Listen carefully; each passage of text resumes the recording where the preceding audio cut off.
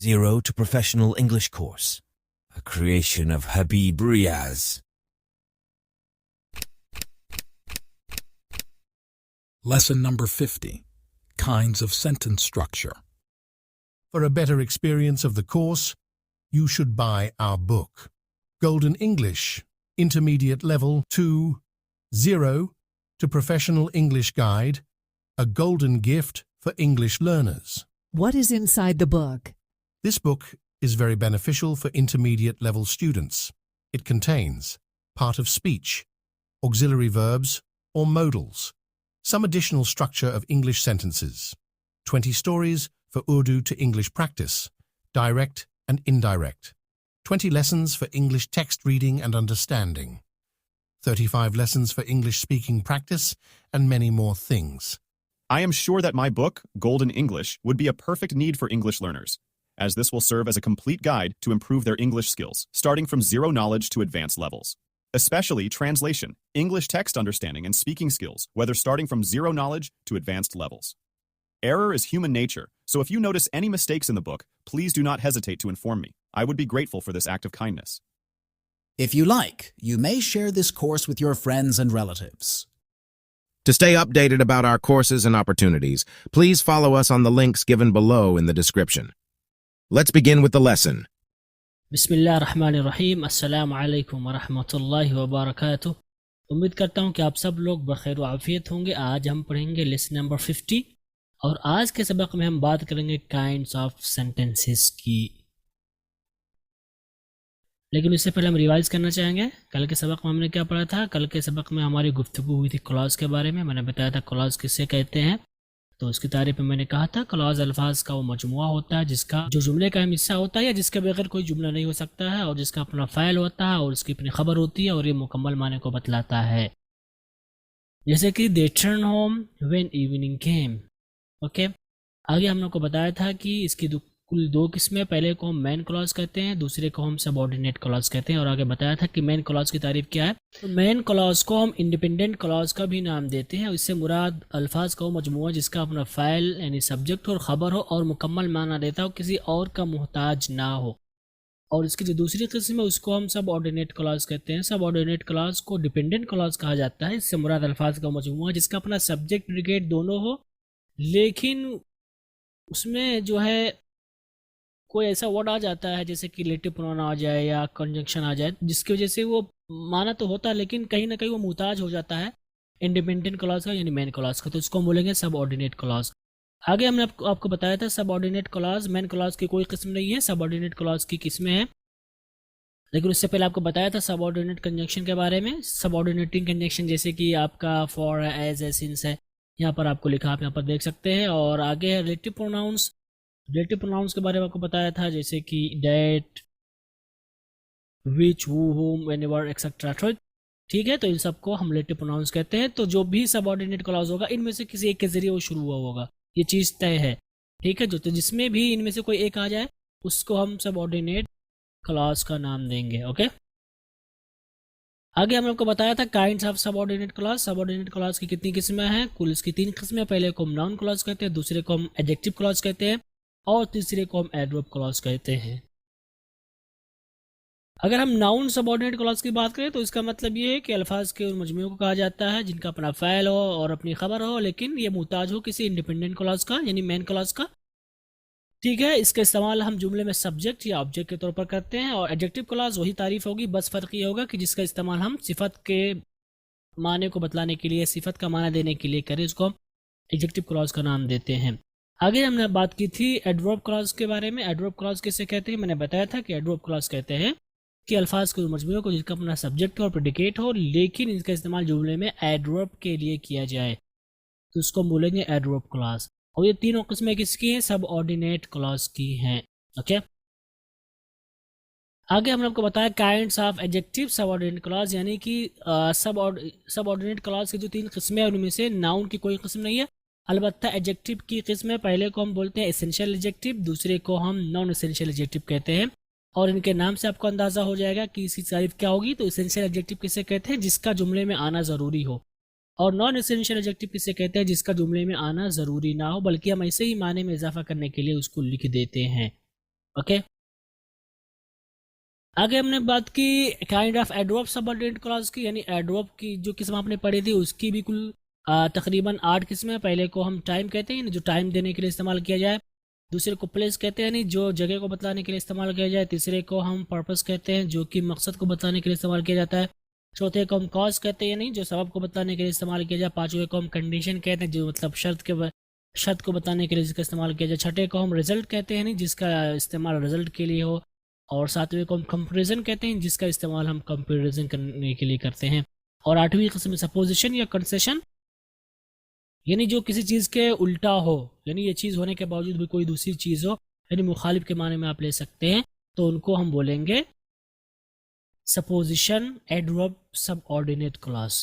Okay, तो सारी किस्में थी, आपने इनको मिसालों के साथ पढ़ा होगा उम्मीद करता हूँ, और आपने समझा होगा। ओके गाइस, तो चलिए शुरू करते हैं अब अपना आज का होमवर्क।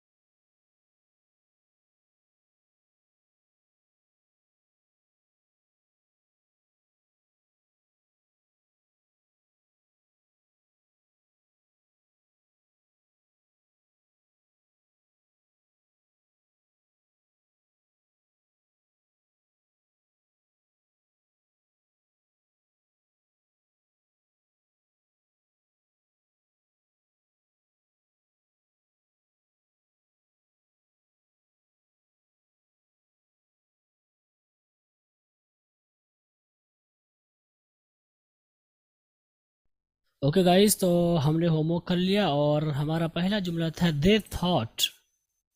ठीक है, दे थॉट ये कौन सा क्लॉज है? ये आपका मेन क्लॉज है, क्योंकि इससे पहले कुछ नहीं है और अपना पूरा माना अदा कर दे रहा है। इसका अपना सब्जेक्ट और प्रेडिकेट है, इससे बोलेंगे मेन क्लॉज। ठीक, आगे वाले में that his scooty hit the car. ठीक है, ये आपका इंडिपेंडेंट क्लॉज है। ओके, इंडिपेंडेंट क्लॉज, क्योंकि इसमें डैट लगा हुआ है। ओके, अगला जुमला है that your brother called me made me happy. तो that your brother called me made me happy, ये डैट, चूंकि इसमें डैट आ गया इसलिए इसको हम सबऑर्डिनेट क्लॉज कहेंगे और यहाँ पर ये एज अ नाउन इस्तेमाल हुआ। ओके, तो यहाँ पर ये सब्जेक्ट है। ओके, आगे I will give you a missed call so that you can come to the office. So that you can come to the office, ये आपका सबऑर्डिनेट क्लॉज है। सबऑर्डिनेट क्लॉज में ये आपका एडवर्ब है और एडवर्ब में आपका रीजन है। ओके, उसके बाद ही talk to me about your arrival, that sounds right, ये आपका एडजेक्टिव क्लॉज है। ठीक है, ये अराइवल के बारे में बात कर रहा है। Okay, he bought a notebook which has 20 pages in it. तो यहाँ पर which has 20 pages in it, ये आपका पहले सबऑर्डिनेट क्लॉज है और सबऑर्डिनेट क्लॉज में ये आपका एडजेक्टिव है।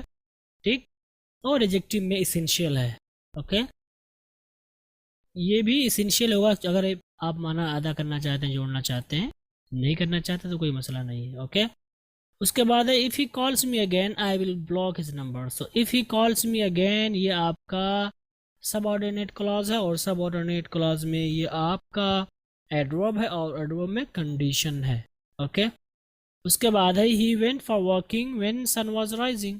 सो व्हेन सन वाज राइजिंग, ये आपका एडवर्ब क्लॉज है और यानी सबसे पहले सबऑर्डिनेट क्लॉज है, सबऑर्डिनेट क्लॉज में एडवर्ब क्लॉज है और एडवर्ब क्लॉज में ये आपका टाइम है। Okay, is not more intelligent than his brother is. तो देन हिज ब्रदर ये आपका सबसे पहले सबऑर्डिनेट क्लॉज है। सबऑर्डिनेट क्लॉज में ये आपका एडवर्ब है और एडवर्ब में ये आपका क्या है? ये आपका है कंपैरिजन। ओके, उसके बाद है Bushra went to the mall when it was 4 o'clock। So when it was 4 o'clock, ये आपका सबसे पहले सबऑर्डिनेट क्लॉज है। सबऑर्डिनेट क्लॉज में एडवर्ब है और एडवर्ब में आपका टाइम है। ओके, तो ये हमारा होमवर्क, तो उम्मीद करता हूँ कि आपको समझ में आया होगा। ओके गाइस, तो चलिए शुरू करते हैं अपना आज का सबक। और आज के सबक में हम बात करेंगे काइंड्स ऑफ सेंटेंसेस की। और इससे पहले आपने फर्स्ट लेवल में, बिगिनर्स लेवल में आपने काइंड्स ऑफ सेंटेंसेस पढ़ा था, वो अलग है और आज जो पढ़ने जा रही है अलग है। आपने जो इससे पहले पढ़ा था काइंड्स ऑफ सेंटेंसेस, अगर आपको याद है तो वहाँ पर आपने 4 किस्में पढ़ी थी। ठीक है, पहला आपका था सिंपल सेंटेंस यानी असर्टिव सेंटेंस, यानी बयानिया जुमला, उसमें जो है मुस्बत नफ़ी दोनों था। दूसरा आपका था क्वेश्चन वाला सवालिया जुमला, इसमें नफ़ी और मुस्बत दोनों था। आपने आगे पढ़ा था फ़ेल अम्र वाला जुमला और आपने एक और पढ़ा था, वो था यानी जुमले ताज्जुब वाला जुमला। ओके, वो जो आपने 4 किस्में पढ़ रखी थी वो माने के एतबार से थी। वो 4 किस्में किसके एतबार से थी? वो 4 किस्में मानी के एतबार से थी। लेकिन अभी जो आप किस्में पढ़ने जा रहे हैं सेंटेंस की, ये स्ट्रक्चर के हिसाब से, ना कि माने के एतबार से, यानी क्या माना निकल रहा है इसके लिहाज से नहीं, बल्कि इनका खाका क्या है, इनका स्ट्रक्चर क्या है, इसके नाहिए से इसकी किस्मों को हम पढ़ने जा रहे हैं। तो इस यानी कि खाके यानी जुमले के खाके के एतबार से जुमले की कुल 3 किस्में हैं। ठीक है, पहले को हम सिंपल सेंटेंस कहते हैं, दूसरे को हम कंपाउंड सेंटेंस कहते हैं और तीसरे को हम कॉम्प्लेक्स सेंटेंस कहते हैं। ओके, ये 3 किस्में हैं खाके के एतबार से। खाके के एतबार से यानी स्ट्रक्चर जो होता है। अब हर एक की अपनी अपनी तारीफात है जिनको हम अभी सीखेंगे इंशाल्लाह। ओके, तो सबसे पहले हम बात करेंगे सिंपल सेंटेंस की। सिंपल सेंटेंस की क्या तारीफ होगी इस सियाक में?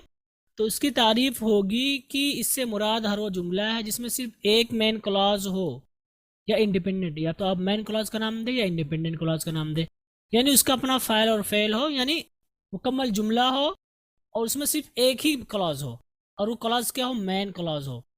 तो उसको हम क्या बोलेंगे? उसको हम बोलेंगे सिंपल सेंटेंस। जैसे कि आप कहते हैं I went to the office, आप कहते हैं they did not come to meet me. तो यहाँ पर आप देख सकते हैं कि पूरा एक क्लॉज है।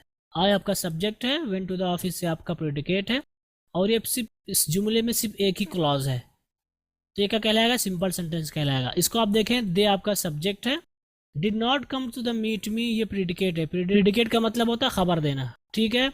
तो यहाँ पर ये सब्जेक्ट है, ये प्रेडिकेट है, और ये किसी और का मुहताज नहीं है, सिर्फ एक ही क्लॉज है, सिर्फ एक मेन क्लॉज है। इस पूरे हिस्से में, इस पूरे जुमले में सिर्फ एक ही क्लॉज है, ओके, सिर्फ एक ही क्लॉज है, और ये कौन सा क्लॉज है, मेन क्लॉज है। तो इसको हम क्या बोलेंगे, इसको बोलेंगे सिंपल सेंटेंस। तो जो भी जुमला जिसमें एक क्लॉज हो और वो क्लॉज क्या हो, मेन क्लॉज हो। मेन क्लॉज की तारीफ हमने क्या पढ़ी, जिसका अपना फाइल और खबर हो और किसी का मुहताज ना हो। तो यहाँ पर आप देख सकते हैं मेन क्लॉज ये किसी का मुहताज नहीं है, तो इसलिए इसको बोलेंगे सिंपल सेंटेंस, ओके। आगे हम बात करेंगे इसकी दूसरी किस्म की। इसकी दूसरी किस्म है कंपाउंड सेंटेंस। कंपाउंड के माने आप जानते हैं, कंपाउंड का मतलब होता है एक से ज्यादा होना, ठीक है, दो होना, जोड़ने के माने में होता है। तो इसको हम क्या बोलेंगे, इसकी तारीफ होगी, इससे मुराद हर वो जुमला है जिसमें दो मेन क्लॉज हों या इंडिपेंडेंट क्लॉज हों। मेन क्लॉज इंडिपेंडेंट क्लॉज एक ही माना है, ठीक है, और उनमें का हर क्लॉज मुकम्मल माने को बतलाता हो। दोनों मेन क्लॉज, और मेन क्लॉज को बाज़ दफ़ा प्रिंसिपल क्लॉज भी कह देते हैं, को जोड़ने के लिए हम कंजंक्शन का इस्तेमाल करते हैं या फिर सेमी कॉलन का। यानी कि कंपाउंड सेंटेंस किसे कहते हैं, कंपाउंड सेंटेंस कहते हैं जुमले के, उस जुमले को जिसमें दो हिस्से हों और दोनों हिस्से मेन क्लॉज हों। क्या तारीफ है शॉर्ट में, यानी उस जुमले को कहा जाएगा जिनमें दो हिस्से हों और दोनों मेन क्लॉज हों, और जो दोनों हिस्से होंगे या तो आप उनको कंजंक्शन के जरिए जोड़ेंगे या फिर आप सेमी कॉलन के जरिए जोड़ेंगे। ये आपकी अलामत या निशान है सेमी कॉलन की, इसको क्या बोलते हैं, सेमी कॉलन, ओके। अब इसकी मिसाल आप देखें, इसकी मिसाल में है Mohammad went to the school but his brother did not go to the college. तारीफ जिसमें दो मेन क्लॉज हों, ये आपका पहला क्लॉज हुआ, ये आपका दूसरा क्लॉज हुआ, ठीक है, और दोनों मेन क्लॉज हैं।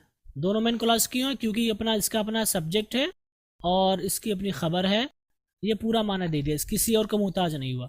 ये भी आपका एक क्लॉज है जो कि मेन क्लॉज है, क्यों, क्योंकि हिज ब्रदर ये आपका सब्जेक्ट है और did not go to the college ये आपका प्रेडिकेट है, तो ये आपका दूसरा मेन क्लॉज हुआ। तो इसकी तारीफ क्या है कि जिसमें दो मेन क्लॉज हो। देखिए आप यहाँ पर दो मेन क्लॉज हैं, तो इसको हम बोले, ये पूरा मिला करके पूरा एक सेंटेंस है, क्योंकि यहाँ पर बट लगा हुआ है, ठीक है, ये भी एक सेंटेंस है, ये भी सेंटेंस है, लेकिन एक्चुअल में ये पूरा मिला के एक सेंटेंस है। इसको आप सेंटेंस का हिस्सा कहेंगे, इसके पूरा सेंटेंस नहीं है। सेंटेंस जब पूरा होता है तो वहाँ पर हम ये डॉट लगाते हैं, ठीक, तो इसलिए आप इसको सेंटेंस इस पूरे को कहेंगे, ठीक है। तो सेंटेंस को दो हिस्से हुए, एक मेन क्लॉज दूसरा भी मेन क्लॉज, और इन दोनों को हम या तो कंजंक्शन के जरिए जोड़ते हैं, जैसे बट आपका कंजंक्शन है, या सेमी कॉलन के जरिए जोड़ते हैं, ओके। तो इसको सेमी कॉलन की मिसाल आप ले लीजिए कि my bicycle was punctured I reach the office late, ठीक। तो माई बाइसिकल वॉज पंक्चर्ड ये आपका हो गया एक main clause, I reach the office late ये आपका दूसरा क्लॉज हुआ, और दोनों अपने माने को अदा कर दे रहे हैं, किसी के मुहताज नहीं है। यहाँ पर आप बात कर रहे हैं कि आपकी बाइसिकल पंक्चर हो गई थी, आपकी साइकिल, और आप लेट पहुंचे, ठीक है। तो यहाँ पर आपने सेमी कॉलन के जरिए इसको लग किया, इसलिए यहाँ पर आप सो भी लगा सकते थे, so I reach the office late, ठीक है, ये भी आप कर सकते थे, ओके। तो यहाँ पर आप देख सकते हैं दोनों मिसालों में दो मेन क्लॉज हैं और दोनों का अपना इस्तेमाल है, तो इसको बोलेंगे कंपाउंड सेंटेंस। तो जिसमें एक मेन क्लॉज होगा उसको हम सिंपल सेंटेंस बोलेंगे, जिसमें दो मेन क्लॉज हो जाए उनको हम कंपाउंड सेंटेंस बोलेंगे। तो जो आपका कंपाउंड क्लॉज है इसकी बहुत सारी किस्में हो सकती हैं। पहले को हम कॉप्युलेटिव बोलते हैं। कॉप्युलेटिव का माना होता है मिलाप करना, जोड़ना, ठीक है, मिलाप करने वाला, जोड़ने वाला। तो इसका मतलब ये होगा कि जिसमें दो जुमले होंगे, ठीक है, जिसमें दो जुमले होंगे और दोनों एक दूसरे से जुड़े होंगे। जैसे कि आप कहते हैं ही is not only a thief but a murderer also.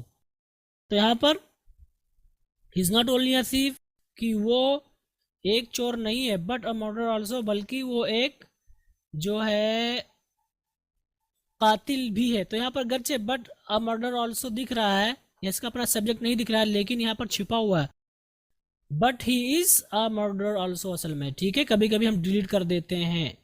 यहाँ पर असल में क्या है, ही is not only a thief but he is a murder also. तो ये इसी से जुड़ा हुआ, ठीक है, दोनों का एक अलग अलग माना है लेकिन एक दूसरे से जुड़े हुए, इसके माने में इजाफा कर रहा है, यानी सिर्फ चोर ही नहीं है बल्कि वो कातिल भी है। तो इस तरह को हम क्या बोलेंगे, इस तरह के कंपाउंड सेंटेंस को हम नाम देंगे कॉप्युलेटिव।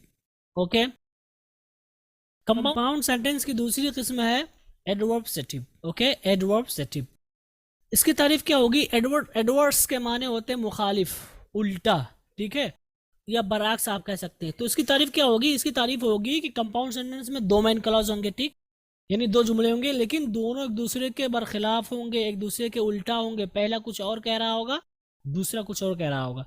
जैसे कि आप कहते हैं he is poor yet he is happy, he is poor कि वो गरीब है, ही इज हैप्पी जो कि ताहम या फिर भी वो खुश है। तो यहाँ पर आप देख सकते हैं कि एक गरीब इंसान जो है अक्सर आपको मिलेगा नहीं खुश है, परेशान है जिंदगी में, लेकिन यहाँ पर आप देख सकते हैं ये बिल्कुल उल्टा ही है इसके पहले वाले जुमले के, यानी गरीब इंसान कैसे खुश रह सकता है, लेकिन इस तरह का आप जुमला इस्तेमाल करते हैं। Okay, he is poor yet he is happy कि वह गरीब है लेकिन फिर भी वो खुश है। तो इसको हम कंपाउंड सेंटेंस बोलेंगे। साथ में अगर इसकी किस्म की बात करें तो एडवर्बसेटिव का नाम इसको हम देंगे। ओके, कंपाउंड सेंटेंस की तीसरी किस्म है अल्टरनेटिव। अल्टरनेट का मतलब होता है मुतबादिल। तो इसकी तारीफ क्या होगी, इससे मुराद ये होंगे कि कंपाउंड में दो जुमले होंगे, दोनों मेन क्लॉज होंगे, लेकिन तो दूसरा जुमला होगा पहले जुमले के मुतबादिल होगा। अगर ये नहीं तो फिर ये, ठीक है, मुतबादिल, अगर ये ही नहीं तो फिर ये। जैसे कि आप कहते हैं वर्क हार्ड, ठीक, वर्क हार्ड और you will be fail in your exam, कि आप मेहनत करें नहीं तो आप एग्जाम में फेल हो जाएंगे। तो यहाँ पर और ये वर्क हार्ड आपका अपना अलग है और you will be fail in the exam ये आपका दूसरा मेन क्लॉज है। घर से यहाँ पर सब्जेक्ट नहीं दिख रहा है बट यहाँ पर यू सब्जेक्ट पोशीदा माना जाता है। ओके, वरना आप कहें वर्क हार्ड, इसमें कहाँ सब्जेक्ट है, सब्जेक्ट यहाँ पर यू है, यानी आप मेहनत करें नहीं तो आप फेल हो जाएंगे एग्जाम में। तो आप देख सकते हैं यहाँ कुछ और कह रहा है, अगर आपने ऐसा नहीं किया तो इसका बदल क्या है, इसका मुतबादिल आपके पास है कि आप फेल हो जाएंगे। तो इसको बोलेंगे compound sentence alternative. Okay, compound sentence की अगली जो किस्म है वो इलेटिव। इलेटिव का मतलब होता है नतीजा। तो इसका मतलब यह है कि जिसमें दो जुमले होंगे, दोनों मेन क्लॉज होंगे, इसमें से पहला जुमला होगा, दूसरा उसका नतीजा होगा। ठीक है, जैसे कि आप कहते हैं ही इज नॉट वेल टुडे, कि वो आज ठीक नहीं है, उसकी तबीयत ठीक नहीं है, वो आज बीमार है। So is unable to attend the class, इसलिए वो क्लास में हाजिर होने से कासिर है, या इसलिए वो आज क्लास नहीं आ सकता है। ओके, तो यहाँ पर he is not well today so he is unable to attend the class, ये आपका क्या है, ये आपका दूसरा जुमला, ये आपका पहला जुमला है। ओके, तो यहाँ पर हम इसको क्या कहेंगे, इसको हम कहेंगे इलेटिव सेंटेंस। ओके, आगे हम बात करेंगे कॉम्प्लेक्स सेंटेंस की, यानी कि जुमले के खाके के एतबार से ये सारी बातें जो आपको बता रहा था वो कंपाउंड सेंटेंस के बारे में थी। यानी कि हमने आपको बताया था कि खाके के एतबार से जुमले की तीन किस्में हैं, simple, complex and compound. Simple के बारे में मैंने क्या बताया, जिसमें एक ही जुमला हो और वो मेन क्लॉज हो। और कंपाउंड की तारीफ में मैंने क्या बताया, जिसमें एक से ज्यादा जुमले हों और वो सारे के सारे मेन क्लॉज हों। ठीक है, जितने भी जुमले होंगे, जुमले के जितने भी हिस्से हों, सब मेन क्लॉज होंगे।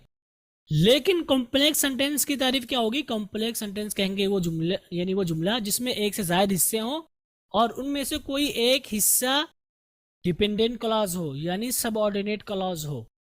ठीक है, जैसे कि आप कहते हैं do you know the student who one the first position. Do you know the student, क्या आप स्टूडेंट को जानते हैं, who one the first position, जिसने पहली पोजीशन हासिल की। तो ये पूरा एक जुमला है।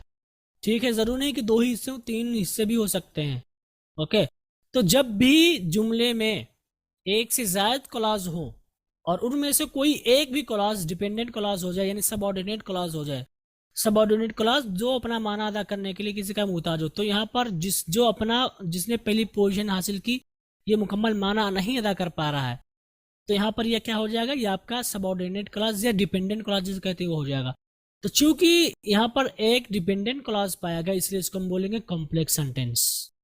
अगर यही दोनों मेन क्लॉज हो जाते, ये भी मेन क्लॉज होता, तो इसको हम बोल देते कंपाउंड सेंटेंस। लेकिन जैसे ही एक चेंज हुआ, डिपेंडेंट क्लॉज हुआ, फौरन हम इसको कॉम्प्लेक्स सेंटेंस का नाम देंगे। ओके, तो ये आज का हमारा सबक था जो कि बहुत मुख्तसर था। इसकी भी आपको ज़रूरत पड़ सकती है एग्ज़ाम वगैरह में, तो इसलिए मैंने मुनासिब समझा कि इसको भी ऐड कर दिया जाए ताकि एक बार आप इसको पढ़ लें और आपके जहन में बात रहे कि हाँ आपने ये बात सुन रखी है।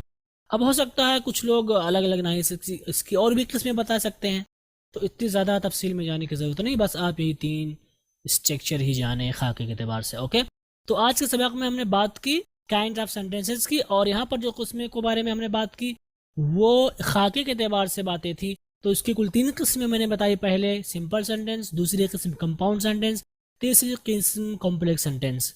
सिंपल सेंटेंस की तारीफ क्या है? जिसमें एक ही मेन क्लॉज हो, एक ही क्लॉज हो और मेन क्लॉज हो। ओके, कंपाउंड सेंटेंस की तारीफ होगी जिसमें एक से ज्यादा क्लॉज हो और सारे के सारे, जरूर नहीं कि 2 ही हो, जैसा कि मैं कहना चाहूंगा फिर से, जरूर नहीं 2, 3 भी हो सकते हैं। ओके, तो सारे के सारे कहाँ हो? सारे के सारे मेन क्लॉज हो। ठीक है, अगर उसमें एक क्लॉज है, सिर्फ एक ही क्लॉज है जुमले में, मेन क्लॉज है, तो उसको हम बोलेंगे सिंपल सेंटेंस। लेकिन एक से ज्यादा क्लॉज हो जाए और सारे के सारे की क्लॉज क्या हो? मेन हो, तो उसको हम बोलेंगे कंपाउंड सेंटेंस। लेकिन अगर एक से ज्यादा क्लॉज हो जाए और उनमें से कोई एक भी सब ऑर्डिनेट क्लॉज हो जाए या डिपेंडेंट क्लॉज हो जाए, तो उस सूरत में हम उस जुमले को कॉम्प्लेक्स सेंटेंस का नाम देंगे। ठीक है, और ये खाके किसके एतबार से? सारे के सारे खाके आपके स्ट्रक्चर के एतबार से है, ना कि माने के एतबार से। ओके, तो ये आज का हमारा सबक था। उम्मीद करता हूँ कि आपको समझ में आया होगा। चलिए अब अपना होमवर्क करते हैं, और आज के होमवर्क में हम कुछ जुमले आपको देंगे जिसमें आपको तयन करना है कि इसमें जो है कौन सा जुमला कॉम्प्लेक्स सेंटेंस है, कौन सा जो है कंपाउंड सेंटेंस है, और कौन सा सिंपल सेंटेंस है। इस होमवर्क को समझने के लिए आपको पहले इनको पढ़ना होगा और आपको पता लगाना होगा कि इसमें कितने हिस्से हैं जुमले के, और जो हिस्से हैं इनमें कितने मेन क्लॉज हैं, सारे के सारे मेन क्लॉज है या कोई जो है सबऑर्डिनेट क्लॉज है, या सिर्फ इसमें एक ही क्लॉज है। ठीक है, उसको समझने के बाद ही आप इसका होमवर्क कर पाएंगे। इसलिए आपसे गुजारिश करूंगा कि आप इसको मेरी किताब से पढ़ लें ताकि आप इसको सही से कर सकें, ऐसा ना हो कि बस आप ऐसे ही कर रहे हैं। ओके, तो उम्मीद करता हूं कि आप इनको करेंगे इंशाल्लाह। और इसी के साथ आज का हमारा सबक ख़त्म हुआ, और यहाँ पर आपके लिए एक बड़ी खुशखबरी है। वो खुशखबरी ये है कि हम छोटा सा ब्रेक लेंगे।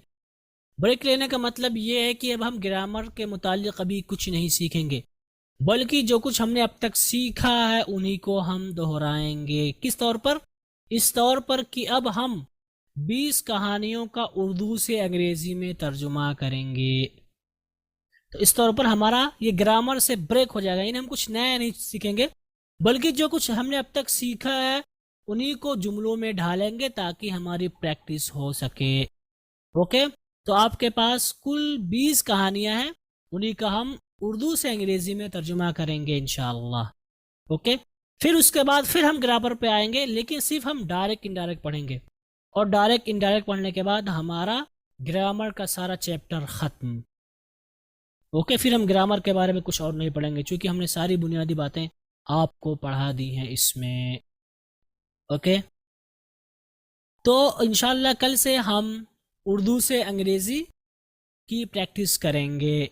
ओके, और इन्हीं कलिमात के साथ आपसे रुखसत होते हैं। इंशाल्लाह हमारी मुलाकात कल होगी रिवीजन के साथ। वस्सलामु अलैकुम वरहमतुल्लाहि वबरकातुहू।